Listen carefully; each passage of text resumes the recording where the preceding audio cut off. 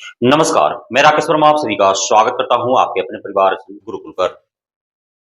बिहार के शिक्षा विभाग ने खुद स्वीकारा है कि बजट का अभाव है। अब इस बजट के अभाव को दलील दे करके और 1.5 साल पूर्व हजारों की संख्या में के पाठक के द्वारा आउटसोर्सिंग एजेंसियों के माध्यम से बहाल विभिन्न प्रकार के कर्मियों, अधिकारियों को 31 मार्च 2025 से निकाल दिया जाएगा, उनकी सेवा समाप्त कर दी जाएगी। क्योंकि उन्हें वेतन देने के लिए शिक्षा विभाग के पास बजट नहीं है। सवाल यह नहीं है कि बजट है अथवा नहीं, आप उन्हें वेतन दे पाएँगे अथवा नहीं। सवाल यह है कि क्या शिक्षा विभाग को इस बाबत पूर्व में जानकारी नहीं थी? इतने हजारों की तादाद में आउटसोर्सिंग एजेंसियों के माध्यम से यदि विभिन्न कर्मचारियों, अधिकारियों की भर्ती कर रहे हैं, तो उन्हें वेतन हम कहाँ से देंगे? और दूसरा सबसे बड़ा सवाल कि यह तय था कि इन्हें निकलना है और इसकी सुगबुगाहट तो इनके बहाली के 6 माह बाद ही होना आरंभ हो गया था, जब आईसीटी इंस्ट्रक्टर को निकाल दिया गया था 31 मार्च 2024 अर्थात आज के 1 वर्ष पूर्व। उसी समय से मैं आगाह कर रहा हूँ कि आप जितने भी आउटसोर्सिंग एजेंसियों से बहाल कर्मी और अधिकारी हैं, आपके पास जो योग्यता है उस अनुरूप आप दूसरे अन्यत्र विभागों में, अन्यत्र संस्थानों में आप अपना रोजी-रोटी का तलाश करते रहें, आउटसोर्सिंग एम्प्लॉइज के तौर पर काम करते हुए।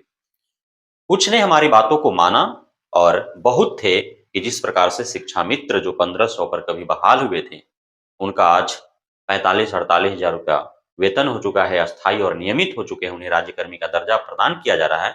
उसी प्रकार से इन आउटसोर्सिंग एम्प्लॉइज को भी वेतन में वृद्धि की जाएगी और उनको ही आगे चल कर के अस्थायी कर दिया जाएगा, नियमित कर दिया जाएगा। लेकिन ऐसा था नहीं, चूँकि शिक्षा मित्र की बहाली खुद शिक्षा विभाग ने किया था और आउटसोर्सिंग मतलब वो तो किसी कंपनी के माध्यम से बहाल हुए थे, वो भी टेम्पररी जो कंपनीज़ थी आउटसोर्सिंग कंपनियाँ जो जब इस प्रकार से के पाठक ने प्रारूप तैयार किया उसके बाद से के पाठक के ही सगे-संबंधी उनके ही नज़दीकी या अन्य बड़े जो जनप्रतिनिधि पदाधिकारी हैं, उनके सगे-संबंधी नज़दीकियों के द्वारा आनन-फानन में आउटसोर्सिंग एजेंसीज़ का रजिस्ट्रेशन कराया गया अपने बीवी के नाम पर, अपने बच्चे के नाम पर, खुद के नाम पर और फिर इस प्रकार से खेल आरंभ हुए बहाली का। इनके बहाली में लाखों रुपए घूस लिए गए। किसी भी एक आउटसोर्सिंग एम्प्लॉयी का बहाली बिना घूस लिए नहीं किया गया है, नहीं किया गया है। जो झाड़ू मारने वाले जो हैं, जिनका वेतन 400-500 रुपया महीना दिया जाता है, उनसे भी घूस लिया जाता है, उनसे भी घूस ली गई है। 1-1 माह का या फिर 6 माह 8 माह पर जो वेतन आता है, उसमें से प्रत्येक माह 100-100 रुपया काट लिया जा रहा है, तो ये घूस ही तो है। तो इस प्रकार से किए गए हैं और जितना बड़ा पद, उतना अधिक घूस स्वरूप पैसा लिया गया है। जो आपका डीपीएम वगैरह की भर्ती हुई है, जो बीपीएम वगैरह की भर्ती हुई है, उनसे ढाई ढाई 3-3 लाख रुपया लिए गए हैं। आईसी से इंस्ट्रक्टर का खुला रेट 1 लाख रुपया पर हेड था।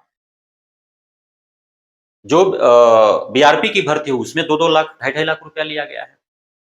तो इस प्रकार से घूस लिए गए हैं उनसे। अब 1.5 साल में ही उनका सेवा समाप्त हो रहा है। हालाँकि ये जनप्रतिनिधियों से मिल रहे हैं, उनको ज्ञापन सौंप रहे हैं कि उनका जो कंपनीज़ के साथ एग्रीमेंट था, वह 3 वर्ष के था और आपसी समन्वय के साथ उसका विस्तारित करने का भी उसमें प्रावधान था, लेकिन 1.5 वर्ष में ही उन्हें निकाला जा रहा है, तो उनकी रोज़ी-रोटी छीन ली जा रही है, उनका जीविकोपार्जन का जो साधन है, स्रोत है, उसको समाप्त कर दिया जा रहा है, वे अब कहाँ जाएँ?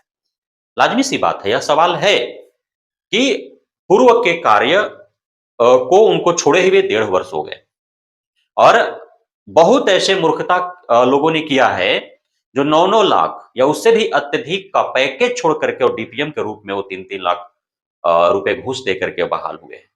आज उनके इस दिल पर क्या बीत रहा होगा? उनके मस्तिष्क में क्या चल रहा होगा? कि कितना बड़ा उन्होंने अपने जीवन में मूर्खता भरा कदम उठाया कि 9-9 लाख रुपया उससे भी अत्यधिक का पैकेज छोड़ करके और डीपीएम जैसे पद पर आकर के वो घूस देकर के बहाल हो गए, सिर्फ़ इस आकांक्षा में, इस लालसा में कि वे तो पूरे जिला का डीपीओ के बाद तीसरे दर्जे का मालिक हैं पूरे जिले भर के विद्यालयों का और बीपीएम भी वही उन्होंने सोचा कि वे तो बीओ के बाद पूरे प्रखंड भर के विद्यालयों का मालिक हैं। अब उनकी मालिकत तो सब निकल जाने वाली है 31 मार्च 2025 से, क्योंकि उस दिन के बाद उनकी सेवाएँ नहीं ली जा रही है। अब साथ ही जिनका भी वेतन बकाया होगा चाहे जितने माह का, 90% उम्मीद है कि 31 मार्च 2025 को जब सेवा उनकी समाप्त हो जाएगी, तो बकाया भी वेतन उनको नहीं मिल पाएगा। लड़ेंगे किससे वे? आउटसोर्सिंग एजेंसी ही सब समाप्त हो जाएँगे। क्योंकि इसी पर्पज़ से वो रजिस्ट्रेशन ही लिए थे आउटसोर्सिंग एजेंसी वो चला रहे थे। पूरा खत्म हो जाएगा। सब ब्लैक लिस्टेड हो जाएँगे। यही होगा ना, सरकार विभाग क्या कर सकती है? जो वेतन नहीं देगी कंपनीज़, उनको ब्लैक लिस्टेड कर देंगे। यही कर सकते हैं। ठीक है, कंपनी ब्लैक लिस्टेड हो जाएगा, यदि किसी के बीवी के नाम से कंपनी चल रहा है, वो ब्लैक लिस्ट हो जाएगा, अपना बेटी के नाम से करा लेगा, अपना बेटा के नाम से, बहू के नाम से, दामाद के नाम से करा लेगा। रजिस्ट्रेशन लाने में कितना पैसा खर्च होता है, सभी के पास अपने पैर भी पहुँच, पैसे पकड़ हैं, करा लेंगे वो। लेकिन जो बेचारा 15,000, 20,000, 25,000 रुपए प्रत्येक मंथ कमा रहा था और उसी से उसका रोजी-रोटी चल रहा था, यदि 6 माह, 4 माह, 2 माह का उसका वेतन यदि नहीं मिल पाया होगा, वो नहीं मिल पाएगा, तो एक तो न नौकरी समाप्त हो रहा है, दूसरा उसके पास कोई बैंक बैलेंस नहीं है, कोई फाइनेंशियल बैक सपोर्ट नहीं है। जब तक उसको कोई अन्य संस्थानों, अन्य विभागों में कोई नौकरी नहीं मिल पाता है, रोजी-रोटी का प्रबंध नहीं हो पाता है, अपना परिवार का भरण-पोषण कैसे कर पाएगा?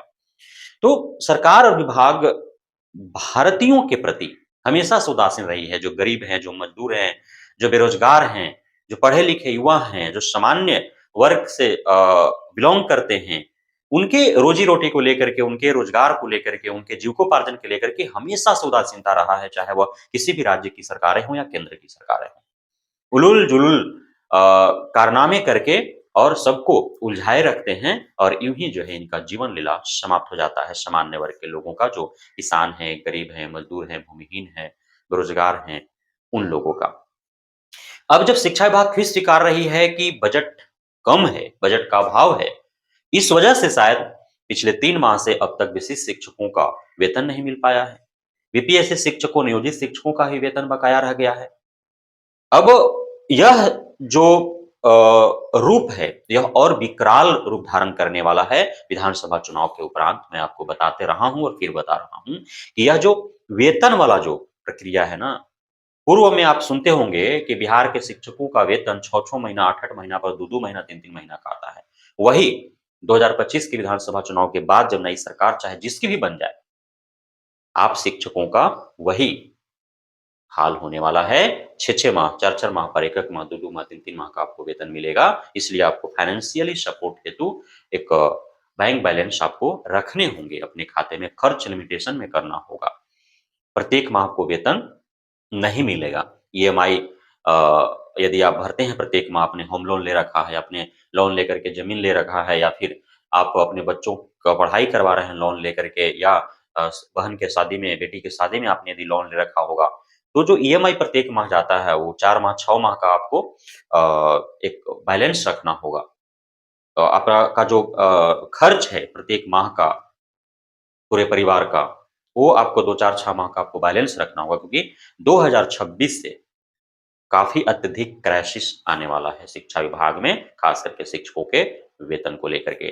बहुत-बहुत धन्यवाद आप सभी साथियों का हमारे साथ जुड़े रहने के लिए, बने रहने के लिए, इतना प्यार देने के लिए, हमें भरोसा बनाए रखने के लिए।